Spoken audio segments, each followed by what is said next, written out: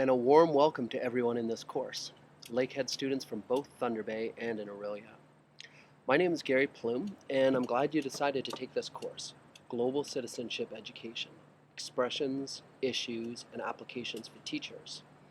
This is the first year this course is offered at Lakehead.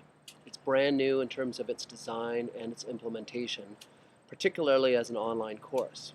So I'll be interested in seeing how it plays out and your feedback on the course. Our plan for this term is to engage in the relatively new field of global citizenship education. So in this course, we'll take up the big questions, we'll look at fascinating research, we'll consider the boundaries of the field, we'll sample curriculum possibilities and resources, and very importantly, we'll investigate our own perspectives on global citizenship and how they've been shaped. So let's begin. To start, let's look briefly at the terms that are used in the title of this course to begin thinking about what global citizenship education might entail. We see the term global in many circumstances: a global village, global warming, global marketing. So what do we mean when we affix the term global to something? Where is global? Is it the whole world, or is it just parts of the world? Who uses this term global, and who is entitled to be global? How does your personal history shape how you understand the term global? Because, as we shall see in this course, global can be a very personal, local, and micro issue. But clearly, global also has very macro and worldly connotations. 1.5 billion people live below the poverty line worldwide. Each hour, 3 species become extinct.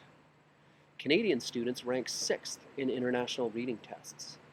41% of all females in sentenced custody in Canada are Aboriginal women. The 85 richest people in the world own the same wealth as the 3.5 billion poorest people. These are the types of macro, global statistics that would be of interest to a global citizenship educator. So this matter of what exactly is global and what does that mean to you will be an ongoing theme for us throughout this course. Citizenship. Just as we have different notions of global, we will certainly have different notions of what citizenship means to us. For example, for some, citizenship is taken just as its official sense of having status tied to formal allegiances to the state. For example, as a passport holder, I am a Canadian citizen. I vote in Canada, and I can access institutions that let me drive, seek health care, and go to school. For others, feeling a connection to our society is what it means to be a citizen, and therefore one's citizenship is directly related to the region, the country, or the society to which they feel most aligned. In Canada, many Quebecois, many Aboriginal people, and many recent immigrants might think about their citizenship to groups, provinces, or other nations before thinking about it in terms of Canada. For others, citizenship means doing good things.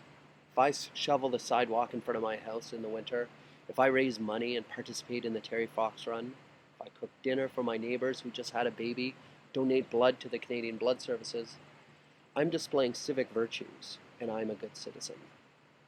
And then again, for other people, citizenship is about contesting the structures in our society that promote injustice. This type of citizenship often involves working against state policies that reproduce inequalities, violence, and rights infringements. So you might find this type of citizen in protest marches, spearheading campaigns, or teaching their students about the notion of social injustice. This framework, by the way, is outlined in greater detail by citizenship scholar Daniel Shugarinsky, and we take it up in one of the articles that we'll be discussing later in this course.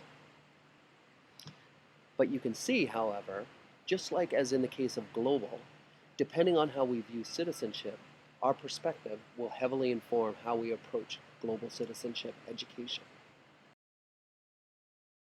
Finally, the notion of education, as many of you have already deeply explored, also has many definitions and connotations. We might seek to educate about global citizenship in a myriad of ways, just as there are many different learning styles that students have. In this course, we'll experiment with some of these curriculums and pedagogies, looking at resources that you could use in your class, developing a deeper knowledge base about specific global issues, and importantly, working on ways to broaden your students' thinking about what, where, and who is global.